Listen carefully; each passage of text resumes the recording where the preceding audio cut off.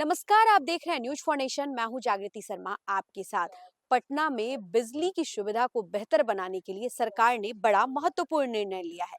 जहां पटना में बढ़ती आबादी और भारी बिजली की खपत को देखते हुए सरकार ने पटना में 5 नए ग्रिड उपकेंद्र का निर्माण करने जा रही है, जिसके तहत पटना में चौबीसों घंटे बिजली की सुविधा मिलेगी। बीते कुछ वर्षों में पटना शहर का विस्तार तेजी से हुआ है। पटना सिटी, कंकरबाग, मीठापुर, दानापुर, बेली रोड और एआईएमएस नेउरा की दिशा में विकसित नए क्षेत्रों में बिजली की खपत दोगुनी हो गई है। वर्तमान में चल रहे ग्रिड उपकेंद्रों पर भारी दबाव है, जिसके कारण शहर कई बार वोल्टेज गिरना, बार बार कटौती और ट्रिपिंग जैसी समस्याएं सामने आती रहती है।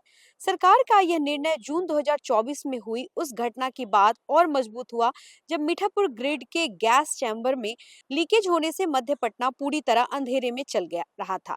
इस हादसे की वजह से मीठापुर और करबिगहिया ग्रिड ठप हो गए थे और करीब 48 घंटे तक कई इलाकों में बिजली सप्लाई बाधित रही।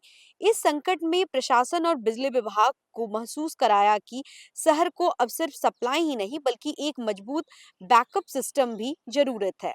ऊर्जा विभाग के अधिकारियों के अनुसार नए ग्रिडों के लिए जमीन चिन्हित करने का काम अंतिम चरण में है। उम्मीद जताई गई है कि इनमें से पहला ग्रिड अगले वर्ष से कार्यरत हो जाएगा। अधिकारियों का कहना है कि इन नए ग्रिडों के बनने के बाद शहर में बिजली कटौती की घटनाओं में भारी कमी आएगी, वही वोल्टेज समस्याओं का समाधान होगा। भविष्य की 20-25 साल की बिजली खपत को संभालने की क्षमता बनेगी। हर जोन को वैकल्पिक सप्लाई लाइन मिलेगी।